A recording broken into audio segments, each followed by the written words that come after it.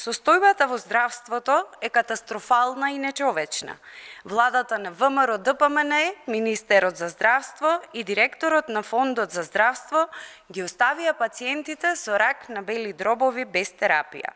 Додека министрите заедно со уште по 5 до 10 луѓе од кабинетите патуваат на скапи службени патувања, пациентите со рак умираат во неизвестност без основна хемотерапија.